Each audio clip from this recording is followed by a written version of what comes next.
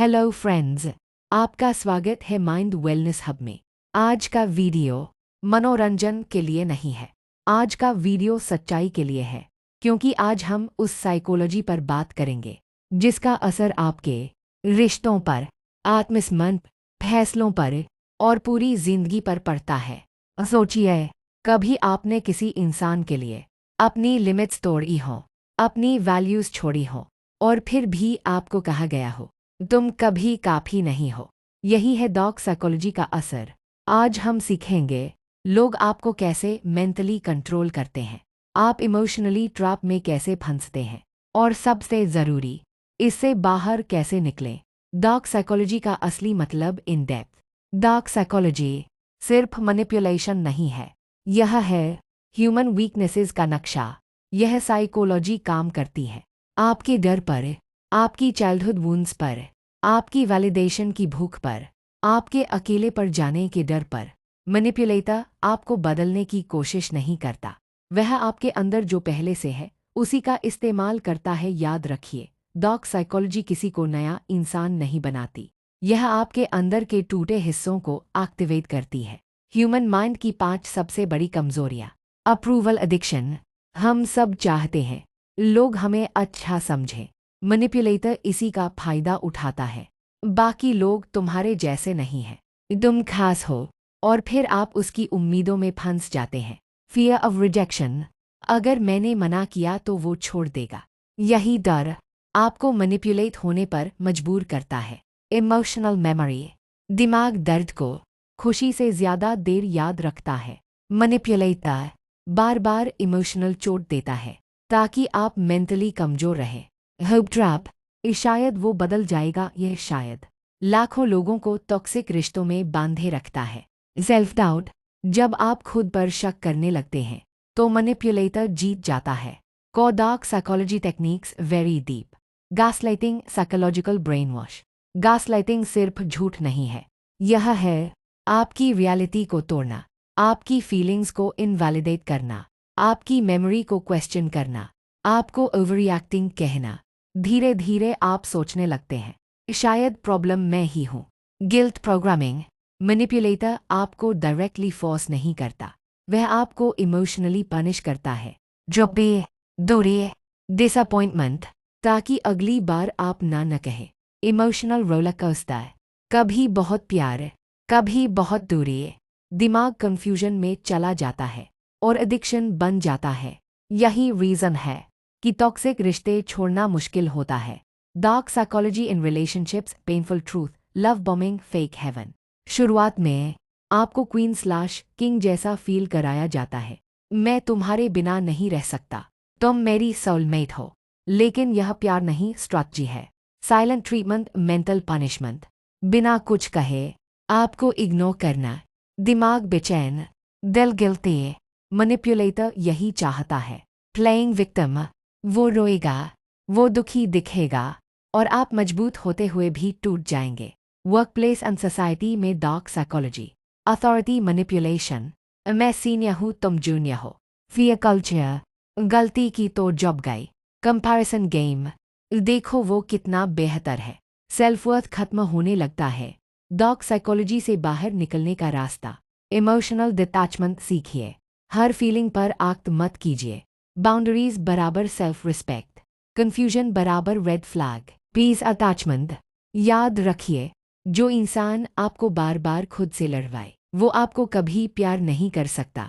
Dog psychology सीखने का मतलब शातिर बनना नहीं है। डॉग साइकोलॉजी सीखने का मतलब है जागना, ताकि आप इस्तेमाल न हो, आप टूटे नहीं, आप खुद को खोए नहीं। Narcissist mind, trauma bond and psychological self defence. Narcissist कौन होता है? Deep psychological truth. नार्सिसिस्ट वह इंसान नहीं होता जो खुद से प्यार करता है। नार्सिसिस्ट वह होता है जो खुद से नफरत छुपाने के लिए दूसरों को तोड़ता है। नार्सिसिस्ट की पहचान, उसे अटेंशन चाहिए, उसे कंट्रोल चाहिए, उसे पावर चाहिए और उसे कोई पछतावा नहीं होता।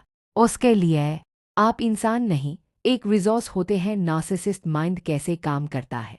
नार्सिसिस्ट के दिमाग में 3 फेजेस होते हैं। Phase 1, idealisation. आप परफेक्ट हैं, आप स्पेशल हैं, आप सबसे अलग हैं। यही फेज आपको इमोशनली हुक करता है। Phase 2, devaluation. तुम बदल गए हो। पहले तुम ऐसे नहीं थे। तुम कभी सैटिस्फाई नहीं करते। आपका आत्मविश्वास टूटने लगता है। Phase 3, discard.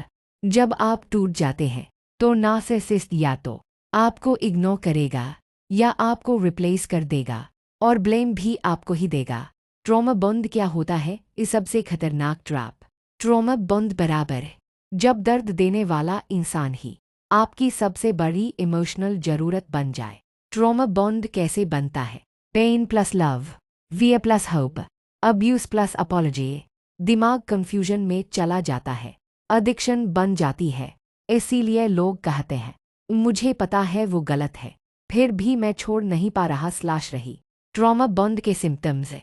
अगर यह लक्षण है तो समझ जाइए आप ट्रैप में हैं। बिना वजह गिल्ट, हर बात एक्सप्लेन करने की मजबूरी, खुद को हमेशा रॉन्ग मानना, अकेले होने से डर, थोड़े प्यार में बहुत खुश हो जाना। यह प्यार नहीं, साइकोलॉजिकल एडिक्शन है। Psychological self defence techniques. Emotional detachment. हर इमोशन पर रिएक्ट करना बंद करें। No justification rule. आपको हर बात एक्सप्लेन करने की ज़रूरत नहीं। Observe more, react less. Manipulator reaction से जीता है। Reality anchoring. जो हुआ उसे लिखिए ताकि गैसलाइटिंग काम न करे। Healing after dark psychology abuse. Healing का मतलब भूलना नहीं है।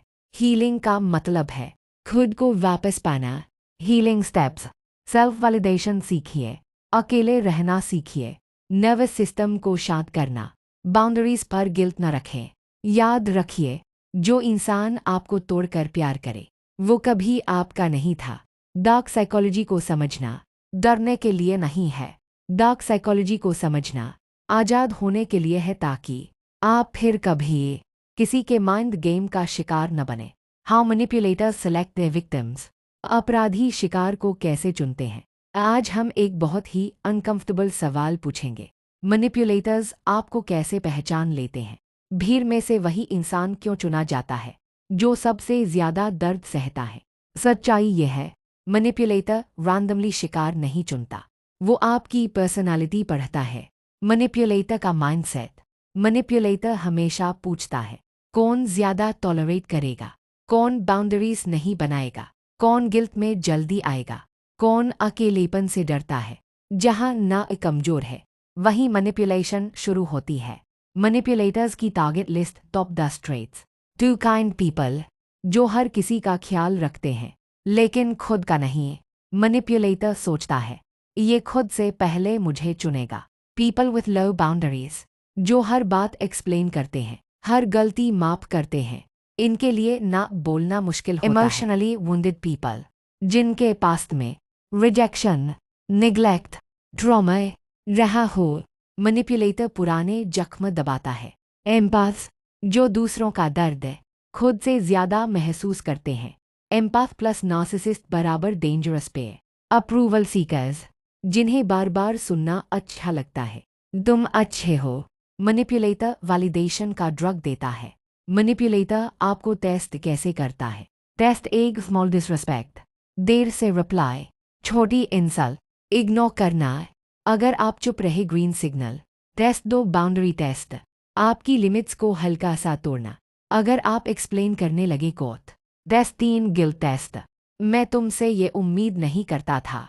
अगर आप गिल्ट में आए, टारगेट कंफर्म्ड। विक्टिम को हुक कैसे किया जाता है?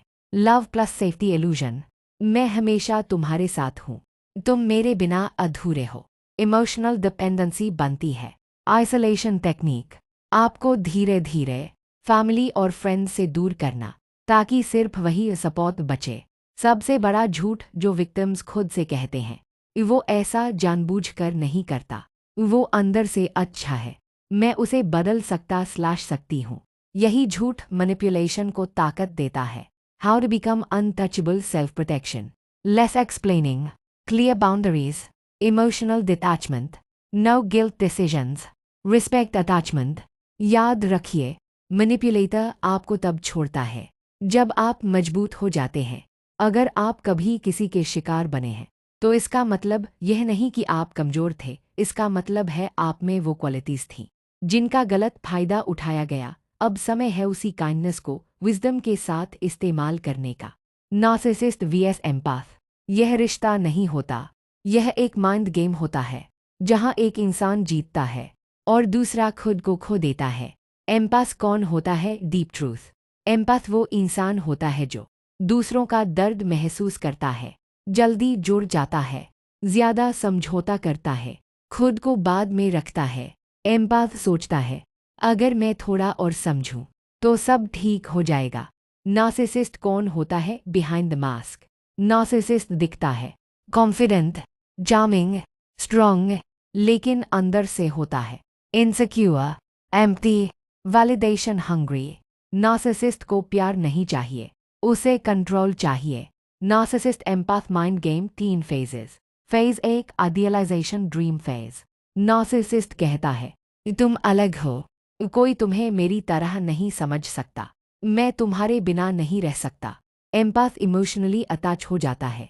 Phase 2 devaluation confusion phase.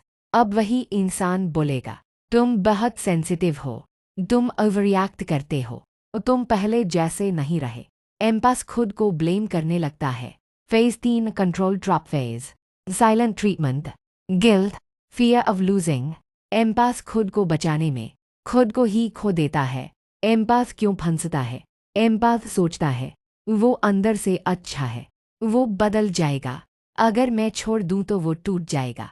Narcissist इसी कंपैशन को हथियार बनाता है। Sign you are losing yourself. खुद पर डाउट, लगातार गिल्ट, इमोशनल एग्जॉस्टन, पीस का खत्म होना। पहले मैं ऐसा नहीं था फीलिंग। यह प्यार नहीं, साइकोलॉजिकल अब्यूज है। How empath breaks the cycle. Detachment without guilt, boundaries without explanation, no saving no fixing, choose peace over attachment. याद रखिए एम्पाथ का काम हील करना है, खुद को खोना नहीं। अगर आप एम्पाथ हैं तो आपकी सेंसिटिविटी आपकी कमजोरी नहीं है, लेकिन बिना बाउंड्रीज के वही सेंसिटिविटी आपकी सबसे बड़ी चोट बन जाती है। अब तक हमने जाना मैनिपुलेशन क्या है, नार्सिसिस्ट कैसे काम करता है, एम्पाथ क्यों फंसता है। आज का सवाल है अब खुद को बचाए कैसे, क्योंकि समझ होना काफी नहीं, सेल्फ डिफेंस आना जरूरी है। आज हम सीखेंगे ऐसी मानसिक तकनीकें जिनसे मैनिपुलेटर आपके पास आकर भी आपको छू नहीं पाएगा। रूल 9 एक इमोशनल कंट्रोल बराबर पाओ। मैनिपुलेटर की सबसे बड़ी ताकत है आपकी इमोशनल रिएक्शन। अगर आप रिएक्ट करते हैं गुस्सा, डर, गिल्ट, सफाई, वो जीतता है। Technique pause power. जवाब देने से पहले रुकिए, तुरंत डिसीजन मत लीजिए, इमोशन को सेटल होने दीजिए। जो रिएक्ट करता है वो कंट्रोल देता है। Technique 1 strong boundaries without guilt. Boundary का मतलब लड़ाई नहीं, बाउंड्री का मतलब क्लैरिटी। वीक बाउंड्री, मैं ट्राई करूंगा, देखता हूँ। स्ट्रॉन्ग बाउंड्री, मैं ऐसा नहीं कर सकता। No explanation, no justification. Manipulator explanation में ही घुसता है। टेक्निक 2 मेरा मेथड। जब मैनिपुलेटर ब्लेम करे तुम ही प्रॉब्लम हो, तुम ओवररिएक्ट करते हो, आप वापस मिरर करें, तुम ऐसा महसूस कर रहे हो, ये तुम्हारी परसेप्शन है। No argument, no defence. Manipulator confuse हो जाता है। Technique 3 grey rock method advanced. Grey rock बराबर खुद को इमोशनली बोरिंग बना देना। No excitement, no anger, no emotional stories, बस न्यूट्रल रिस्पॉन्सेज। और ठीक है, और देखेंगे। नार्सिसिस्ट को ड्रामा चाहिए, ड्रामा नहीं मिला बराबर इंटरेस्ट खत्म। Technique 4 reality anchoring. गैसलाइटिंग से बचने का सबसे स्ट्रॉन्ग तरीका। कैसे करें? बातें लिखिए, इंसिडेंट्स नोट करें, फीलिंग्स जर्नल करें, ताकि कोई आपकी रियलिटी बदल न सके। Psychological red flags never ignore. अगर कोई इंसान आपको कंफ्यूज करे, खुद पर डाउट कराए, बार बार गिल्ट दे, आपकी बाउंड्रीज को मॉक करे, यह वार्निंग नहीं, डेंजर साइन है। Final transformation becoming untouchable. Strong बनने का मतलब कोल्ड बनना नहीं है, स्ट्रॉन्ग बनने का मतलब है kindness plus boundaries, empathy plus self respect, love plus clarity. याद रखिए मैनिपुलेटर आपको तब छोड़ता है जब आप रिएक्ट करना बंद कर देते हैं। अगर आप यह वीडियो ध्यान से सुन रहे हैं तो इसका मतलब है आप अब जाग चुके हैं। अब आप नाइव नहीं हैं, अवेयर हैं। अगर आपको यह बुक खरीदनी हो तो लिंक डिस्क्रिप्शन में दी है। माइंड वेलनेस हब का यह कंटेंट आपको मजबूत बना रहा है, तो लाइक, शेयर और सब्सक्राइब ज़रूर करें।